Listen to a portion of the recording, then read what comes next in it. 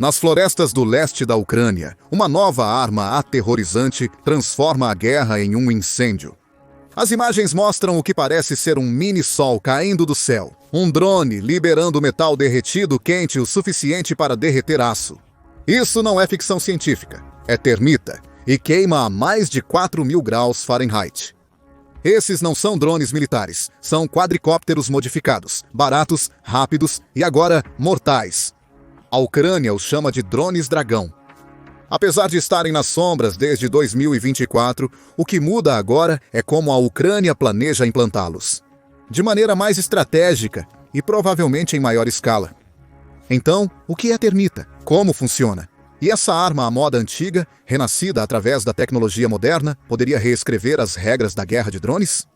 A termita não é uma invenção totalmente nova. Ela remonta ao final do século XIX, quando o químico alemão Hans Goldschmidt desenvolveu a mistura. Ao tentar produzir metais puros sem carbono, ele logo descobriu seu valor na soldagem de alta temperatura. A termita se destaca por sua composição simples e intercambiável, aliada a efeitos físicos extraordinários. A termita é uma mistura de um óxido de metal, geralmente óxido de ferro, Fe2O3, ou ferrugem, e um pó de metal, tipicamente alumínio. Quando misturados e armazenados, eles pouco fazem por si mesmos.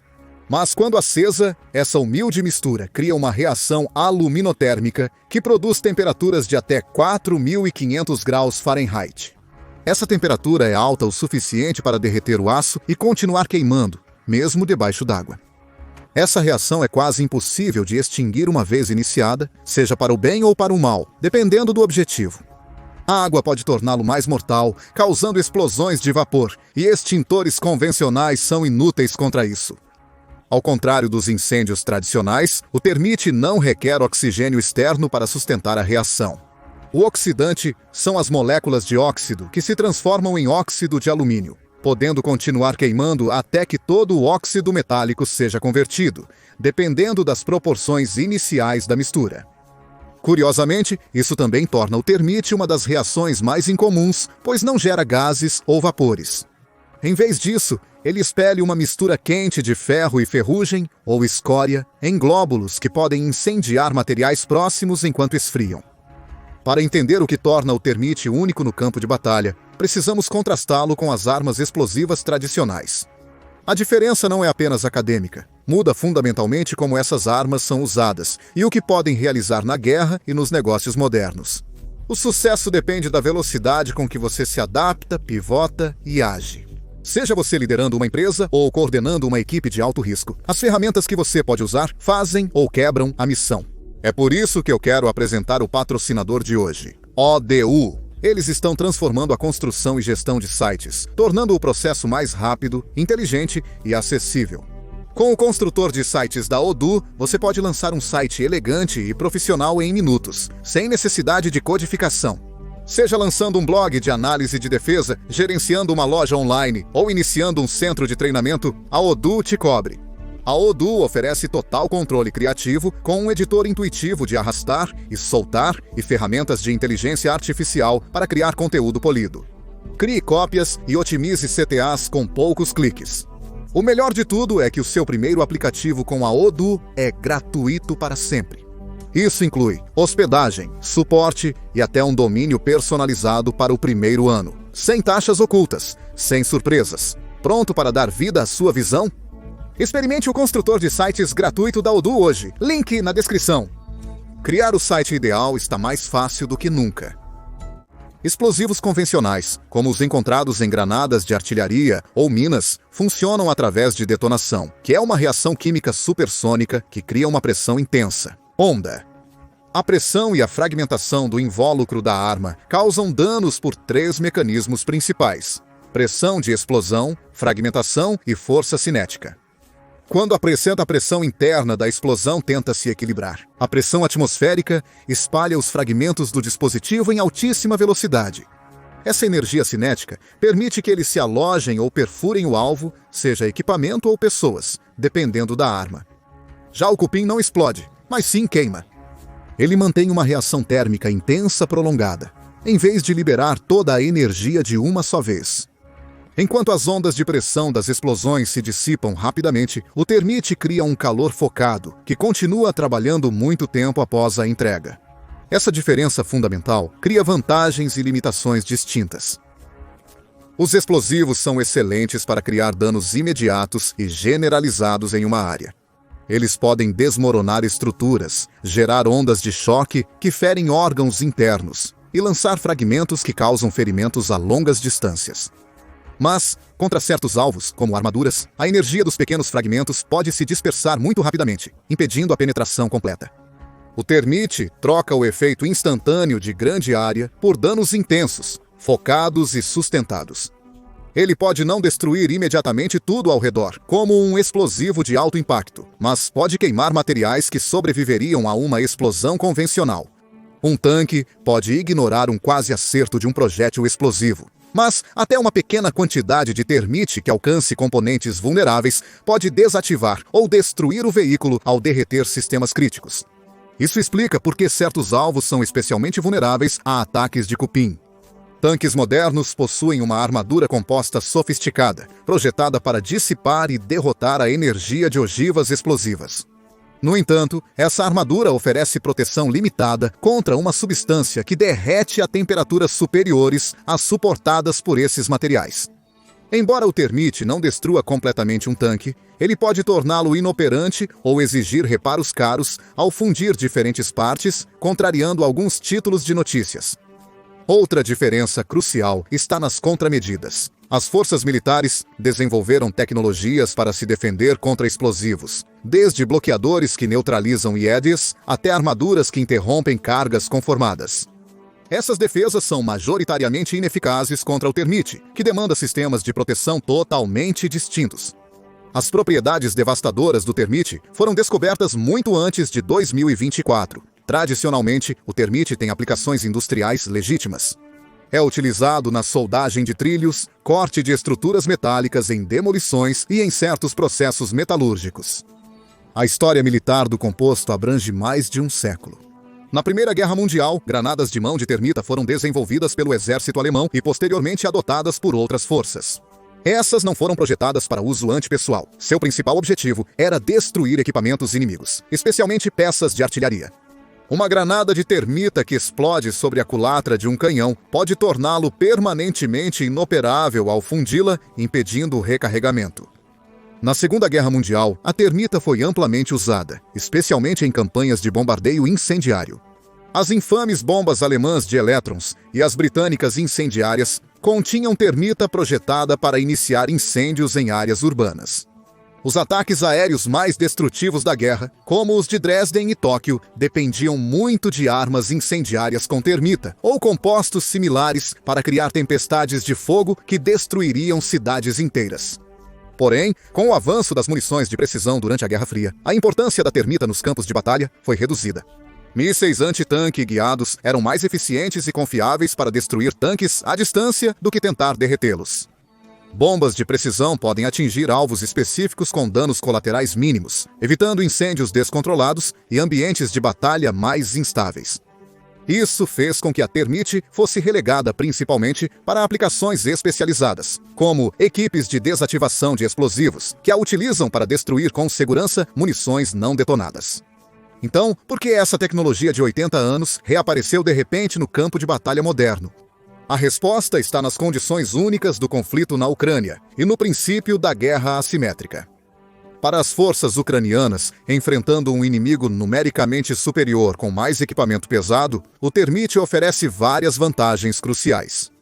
Primeiro, é relativamente simples de fabricar a partir de materiais amplamente disponíveis, tornando-o menos vulnerável a interrupções na cadeia de suprimentos do que sistemas de armas complexos.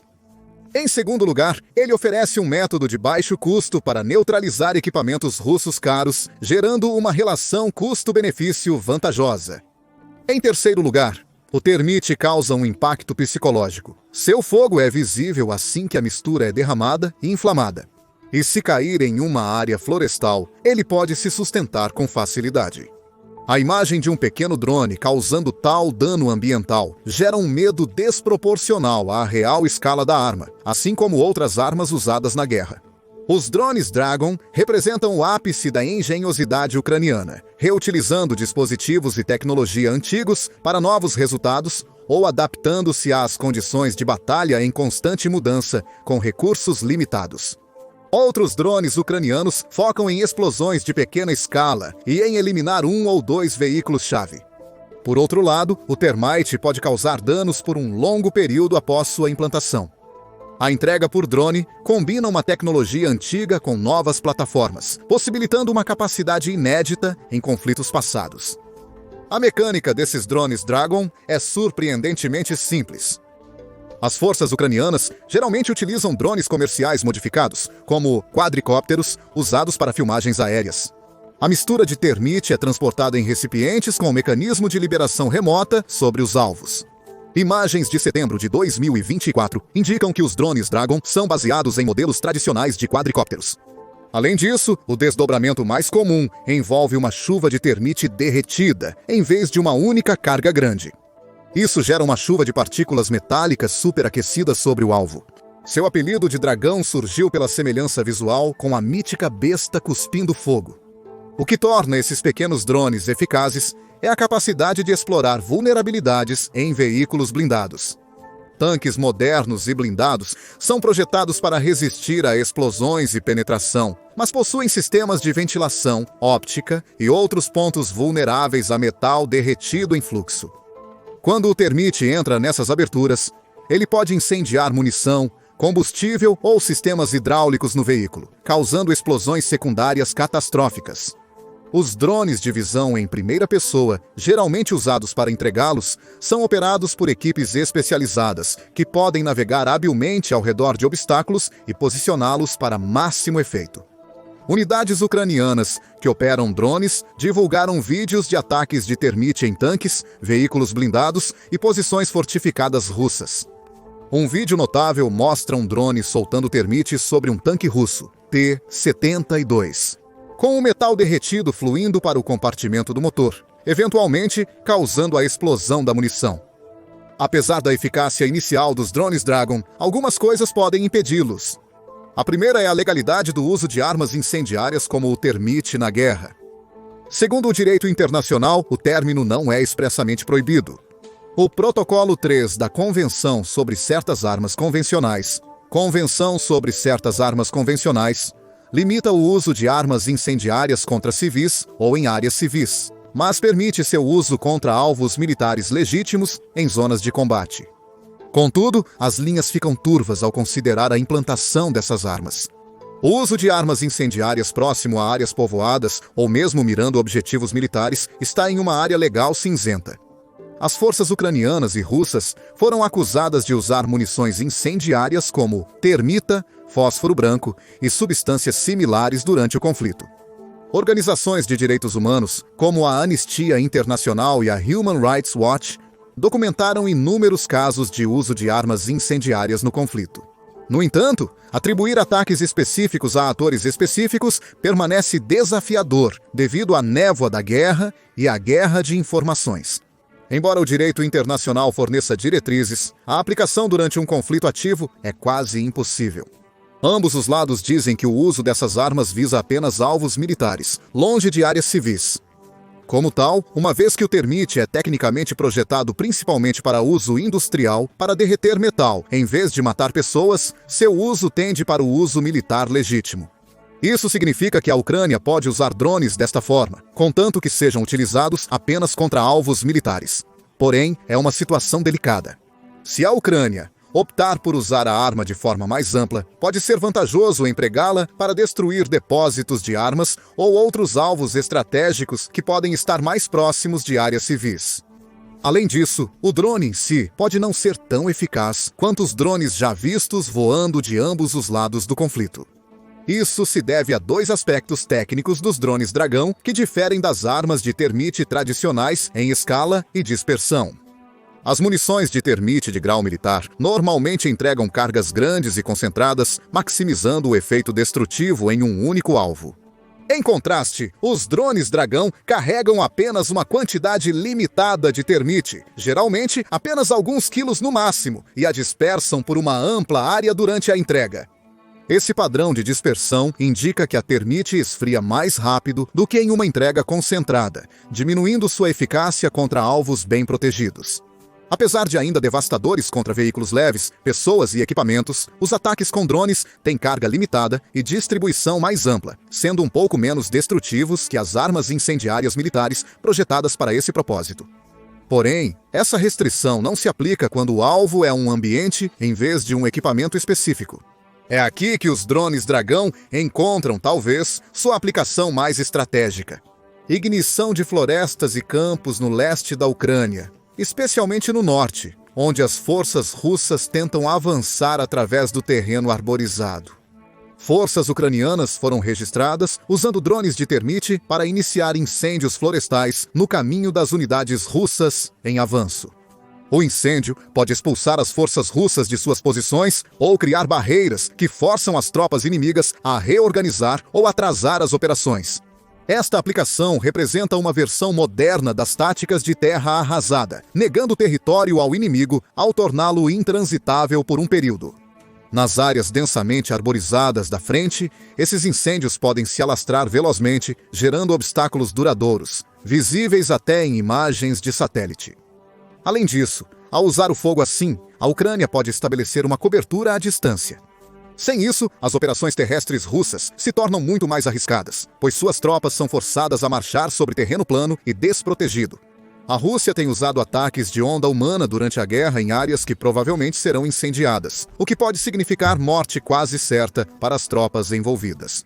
O drone Dragão não é a primeira arma incendiária polêmica no campo de batalha. Historicamente, as armas de fogo têm sido alvo de medo e questionamentos morais no âmbito militar. Desde o fogo grego usado pelos bizantinos até o napalm no Vietnã. As armas incendiárias sempre chamaram atenção especial, devido aos seus terríveis efeitos sobre os alvos humanos e sua natureza indiscriminada. O drone Dragão mantém essa tradição, porém em menor escala. A comparação mais moderna seria com as bombas de napalm improvisadas usadas em conflitos, como na Síria, onde a oposição converteu drones comerciais em plataformas para lançar materiais incendiários contra as forças governamentais. A abordagem técnica é semelhante. Adapte a tecnologia disponível comercialmente para entregar armas militares tradicionais de formas novas e de baixo custo. Porém, o termite e o napalm diferem em aspectos fundamentais. O napalm queima em temperaturas mais baixas por períodos mais longos, causando queimaduras generalizadas em grandes áreas. Já o termite queima extremamente quente por menos tempo, criando danos localizados intensos capazes de penetrar no metal. Por isso, adaptar drones de Dragão para dispersar térmitas tem sido tão notável. Ele une o poder destrutivo do cupim com a persistência do napalm em um pacote compacto, reutilizável e difícil de contra-atacar. Destaca-se que a Rússia também tem atuado nesse domínio. As forças russas desenvolveram drones incendiários que parecem favorecer o uso de fósforo branco, que produz fumaça tóxica, em vez de termite, em casos documentados. Além de queimar em altas temperaturas, podendo causar danos respiratórios ao pessoal, mesmo que evitem o contato direto com o material em chamas. Os lados envolvidos no conflito também travam uma constante guerra eletrônica para combater tais ameaças. Sistemas que interrompem frequências de rádio dos drones viraram equipamentos padrão para unidades de linha de frente. Sistemas avançados podem falsificar sinais de sistema de posicionamento global, fazendo drones se desviarem da rota ou retornarem aos pontos de lançamento. Contramedidas físicas também evoluíram. Veículos blindados russos foram vistos com telas de malha de metal improvisadas instaladas sobre pontos vulneráveis. Essa é uma tentativa de interceptar o termite antes que atinja componentes críticos, pois a pequena concentração pode esfriar rapidamente. Veículos ucranianos usam medidas similares de proteção contra ataques de drones russos. Apesar das imagens dramáticas e do medo visceral que os drones Dragon inspiram, seu impacto estratégico no conflito geral pode permanecer limitado. A limitação crucial é o abastecimento. O termite é fácil de produzir em pequena escala, mas fabricá-lo em larga escala demanda capacidade industrial. A guerra dificulta a Ucrânia de manter totalmente os ataques russos à infraestrutura, complicando ainda mais os esforços de produção em larga escala.